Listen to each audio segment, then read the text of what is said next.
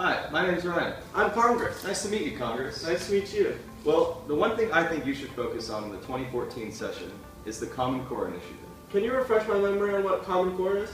Well, basically the Common Core is a federal initiative to standardize all standards across states and districts throughout the United States, so that all students are learning the same material throughout kindergarten through 12th grade. And why would you like me to focus on Common Core?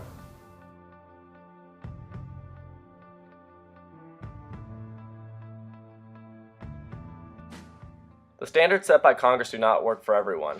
This chart above shows the standards in 2013 and their passing rates in low-performing schools.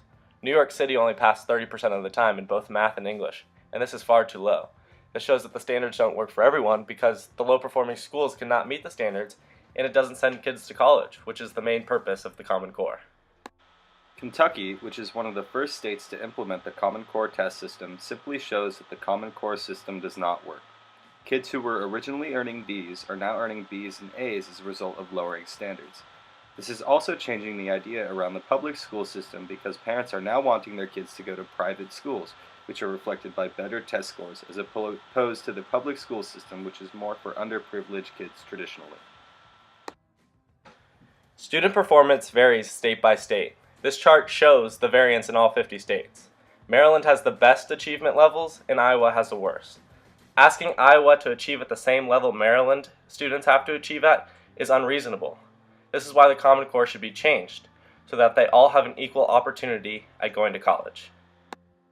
Another reason why people are so against Common Core is because it takes away the power from the parents and the teachers. Common Core sets standards, things that teachers have to go by. They don't have a choice anymore to develop lesson plans. Parents have no say in their kids' education anymore, and classes become more about standards and less about learning information for college.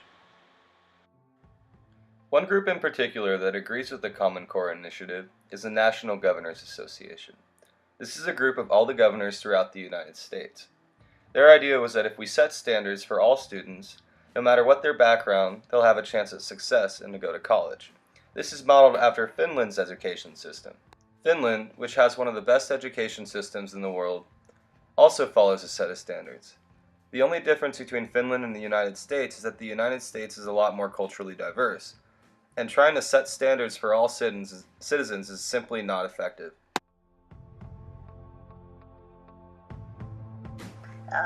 In about 2009, there had been a rising chorus of discussion about academic standards and how they varied from state to state, and the tests that states used to see if students had mastered those standards, they were different what they call cut scores or cutoff points for proficiency. So some states had much higher expectations for children than others, and that was disturbing to a lot of policymakers on a lot of levels. There was rising concern about international competitiveness and whether we were producing kids who were uniformly ready enough to compete in a global marketplace.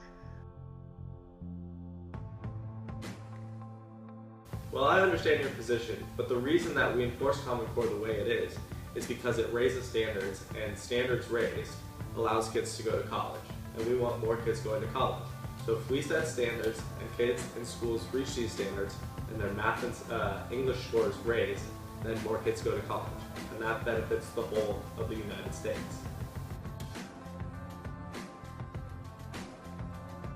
Well, I see where you're coming from with that topic, but I also know other people that highly disagree with the Common Core and believe that it shouldn't be implemented at all.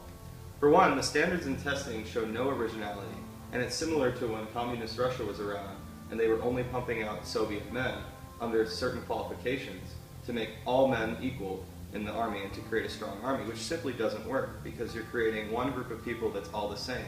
People don't have the chance to excel at their own arts and what their own talents are.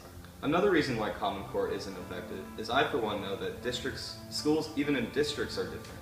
Nationalizing standards across the nation for every school in the nation is one thing, but doing Common Core district-wide, even that has its issues. Like, for example, Scripps Ranch High School and Lincoln, which are 20 minutes away, are completely different with their demographics of their students and where they're at in different places, and setting standards for them would be extremely difficult.